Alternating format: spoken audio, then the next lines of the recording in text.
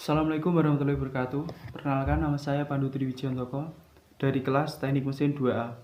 Baiklah, di sini saya akan menjelaskan tentang tools kit, measuring tools, serta testing tools, dan bagaimana cara membongkar dan memasang rantai untuk memenuhi nilai tugas UTS mata kuliah perawatan elemen mesin. Baiklah, selanjutnya saya akan menjelaskannya. Baiklah, saya akan menjelaskan tentang tools kit, measuring tools, dan testing tools. Tools kit adalah suatu kumpulan alat bantu pada pemesinan yang memiliki fungsi berbeda-beda tergantung dari bentuk dan kegunaannya. Measuring tools adalah suatu alat yang digunakan untuk mengukur benda kerja atau komponen-komponen pada mesin. Dan testing tool adalah suatu alat pengetesan yang berfungsi untuk mengetes suatu komponen pada pemesinan. Dari ketiga penjelasan tersebut, maka kita bisa simpulkan bahwa perbedaannya terletak pada kegunaan dan fungsinya. Untuk tools kit sendiri berfungsi untuk mempermudah pekerjaan mekanik dalam menyelesaikan pekerjaannya. Contohnya adalah mekanik menggunakan kunci pas untuk mengencangkan atau mengendorkan baut.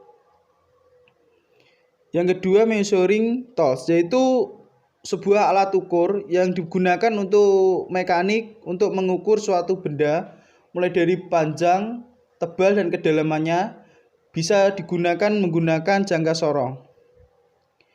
Dan yang ketiga adalah testing tools, yaitu kegunaannya untuk melakukan proses pengecekan atau ketahanan suatu benda tersebut. Baiklah, saya akan menjelaskan tentang macam-macam tools kit. Yang pertama, kunci pas. Kunci pas berfungsi untuk mengencangkan dan mengendorkan sebuah baut. Kunci pas di ujungnya memiliki cekam, dan cekaman itulah yang berfungsi untuk mengencangkan dan mengendorkan sebuah baut. Kunci pas juga memiliki ukuran bervariasi. Kunci ring hampir sama fungsinya dengan kunci pas, hanya saja bentuknya berbeda, yaitu di ujungnya itu berbentuk sebuah lingkaran. Kunci kombinasi. Kunci kombinasi adalah gabungan antara kunci pas dengan kunci ring. Jadi di satu sudut bisa digunakan untuk kunci pas dan di sudut yang lainnya digunakan untuk kunci ring. Obeng memiliki berbagai bentuk ukuran atau mata obeng yang berbeda-beda. Contohnya yaitu mata obeng segitiga, mata obeng plus, mata obeng min, mata obeng bintang, dan mata obeng bentuk segi 6. Kunci Inggris berfungsi untuk mengencangkan dan melonggarkan sebuah baut yang berkepala bulat. Kunci ini mempunyai keunggulan yaitu dapat diatur dari ukurannya dengan menggerakkan kaitannya. Selanjutnya yaitu kunci L. Kunci L ini berfungsi untuk mengencangkan dan melonggarkan sebuah mur yang memiliki kepala bautnya menjorok ke dalam yang berbentuk segi 6 maupun bintang. Kunci ini memiliki bentuk L, maka dari itu kunci ini disebut kunci L. Selanjutnya yaitu tang. Tang juga memiliki variasi dan fungsi yang berbeda. Yang pertama yaitu tang buaya. Tang buaya memiliki fungsi untuk menjepit benda bulat. Salah satunya adalah contoh pipa atau paku. Yang kedua yaitu tang lancip. Tang lancip ini berfungsi untuk menjepit benda kecil yang memiliki tempat yang sempit. Selanjutnya yang ketiga, tang kombinasi. Tang kombinasi ini juga bisa digunakan untuk berbagai macam. Salah satunya mengencangkan atau mengendorkan sebuah baut. Yang keempat, tang potong. Tang potong ini kegunaannya untuk memotong atau mengupas sebuah kabel. Yang terakhir adalah tang slip joint, yaitu fungsinya untuk mengencangkan kunci baut atau juga melonggarkan. Baiklah, selanjutnya saya akan menjelaskan tentang measuring tools atau alat ukur. Yang pertama adalah mistar baja. Mistar baja adalah alat ukur yang terbuat dari bahan tahan karat yang biasanya memiliki bentuk siku, segitiga atau memanjang. Digunakan untuk mengukur diameter luas secara kasar, lebar suatu benda, tebal, serta memeriksa kerataan benda kerja. Yang kedua adalah jangka sorong. Jangka sorong digunakan untuk mengukur suatu benda dari sisi luar dengan cara diapit dan mengukur diameter dalam pipa. Juga bisa dapat digunakan untuk mengukur kedalaman celah atau lubang dengan cara menancapkan bagian pengukur.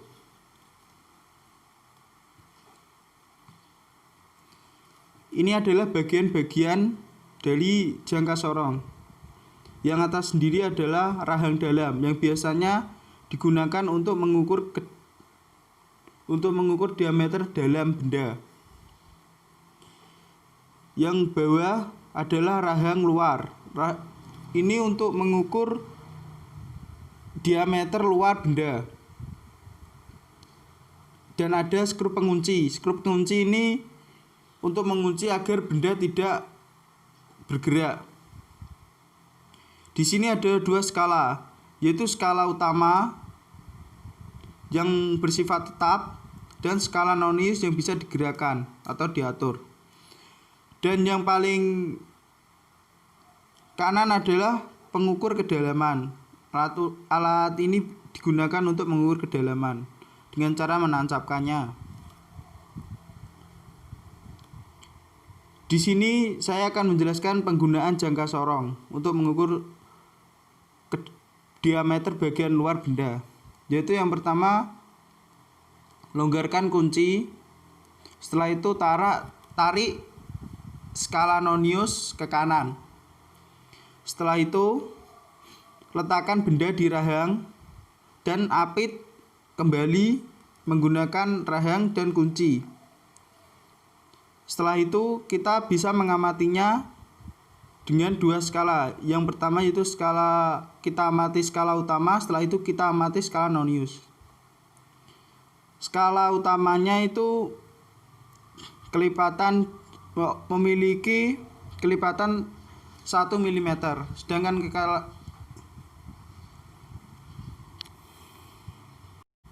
pembacaan jangka sorong. Jangka sorong memiliki skala utama dan skala nonius atau vernier. Skala utama setiap garisnya memiliki nilai 1 mm, sedangkan skala nonius setiap garisnya memiliki 0,05 mm, tergantung tingkat ketelitiannya, karena jangka sorong memiliki ketelitian yang berbeda-beda. Ini adalah contoh soal. Untuk cara pembacanya yaitu nilai pada skala utama di sebelah kiri garis 0, pada skala vernier adalah 3. Kita bisa lihat di panah yaitu 0. Di skala 0 yang ke kiri itu memiliki nilai 3 mm. Sebelah kanan, maaf. Selanjutnya, garis pada skala vernier atau nonius yang tepat garis lurus dengan salah satu garis pada skala utama adalah garis ke-8. Jadi setelah kita melihat skala utama, maka kita lihat skala nonius dan kita lihat garis yang sejajar dengan garis skala nonius yang sejajar dengan garis skala utama, yaitu di angka 4 dengan hitungan 8 garis dari angka 0. Jadi kita kalikan 8 kali 0,05 karena ketelitian jangka sorong yang kita gunakan ini adalah 0,05. hasilnya jadi 0,40. Setelah itu kita tambahkan dari skala utama dan skala nonius, yaitu skala utamanya 3 kita tambahkan dengan skala nonius 0,40 sehingga kita mendapatkan ukuran 3,40 mm.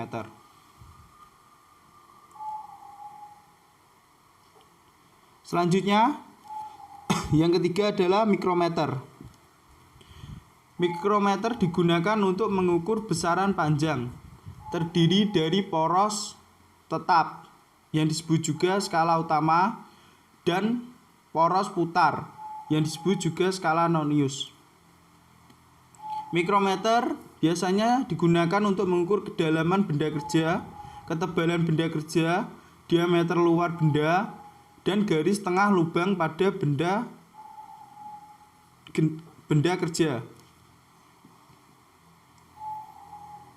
Ini adalah bagian-bagian mikrometer. Poros tetap yaitu sebagai bantalan benda kerja. Poros geser yaitu bisa dilonggarkan untuk mengunci benda kerja.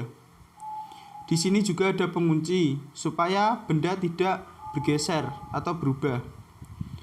Ditunjukkan skala utama. Skala utama itu skala tetap. Dan skala nonius. Skala ini berputar. Dan di belakangnya ada pemutar untuk memutarkan skala nonius. Yang belakang sendiri ada raket untuk mengendorkan poros geser. Yang di bawahnya adalah frame atau bantalan atau tumpangan. Ini adalah saya akan menjelaskan tentang pembacaan skala di mikrometer. Yang pertama adalah di sini kita lihat skala utama. Skala utama tetap yaitu berada di belakang garis 4. Berarti kita tuliskan skala utamanya 4. Setelah itu kita lihat kesejajaran garis antara 0 dengan skala putar yaitu 30. Jadi setelah itu kita tambahkan dari skala utama 4 dan skala nonius 0,30 mm. Jika ditambahkan maka kita akan mendapatkan hasil 4,30 mm.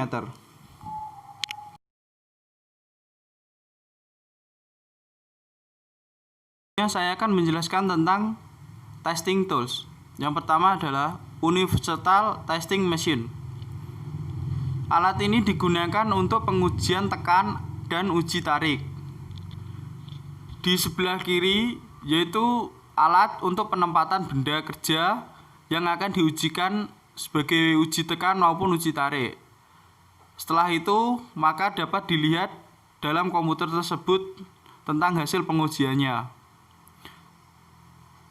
Setiap material memiliki maksimal kuat tekan dan tarik. Artinya material memiliki batas akhir kemampuan menahan tekanan dan tarikan.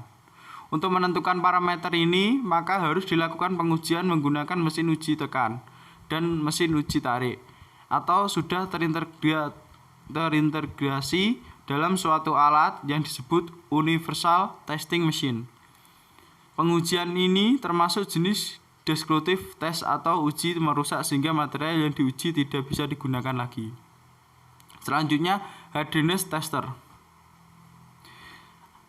Sesuai dengan namanya, alat ini digunakan untuk uji kekerasan, khususnya untuk material yang terbuat dari logam. Hardness tester terbagi menjadi dua jenis, yaitu bench hardness tester dan portable hardness tester.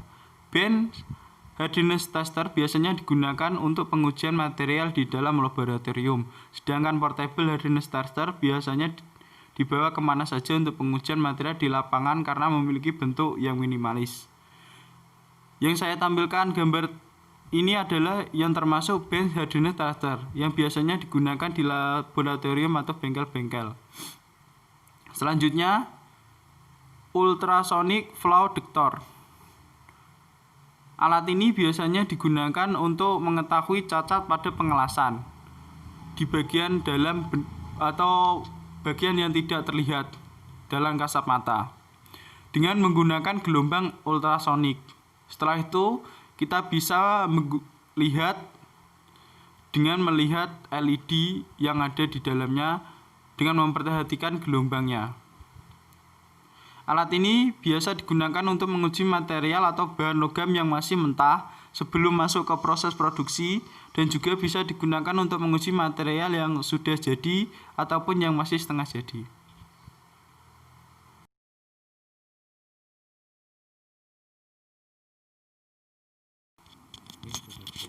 Baiklah, kali ini kita akan memperagakan tentang membongkar rantai pada sepeda motor. Yang pertama, kita longgarkan as dan anting-anting di rantai. Setelah itu, kita cari penguncinya atau sambungannya. Kita akan menggunakan tang untuk melepaskan pengunci atau sambungannya.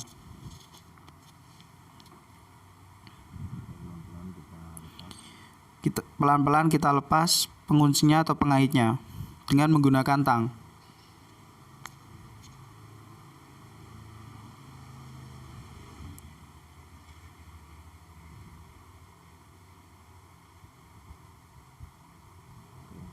Oke, sudah terlepas penguncinya. Setelah itu kita lepas klemnya. Sudah terlepas semua. Maka setelah itu bisa kita lepas rantainya.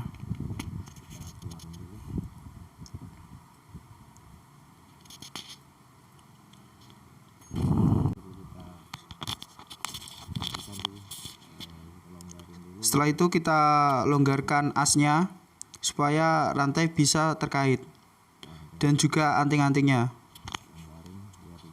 untuk memasang kembali rantai tersebut.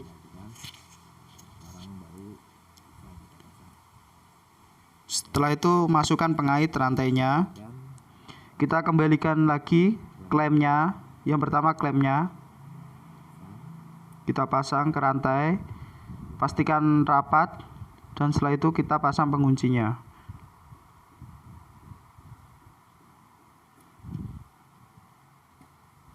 Kita kencangkan lagi menggunakan tang. Pastikan terpasang dengan baik.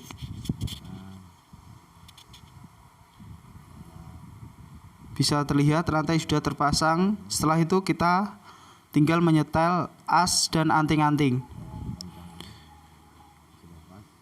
Kita paskan untuk pengencangan rantai tersebut. Yang pertama kita kencangkan dulu sedikit asnya. Yang terakhir adalah kita kencangkan anting-antingnya. Kita kencangkan baik kanan maupun kiri. Jika sudah terlihat pas, maka kita yang terakhir adalah mengencangkan asnya.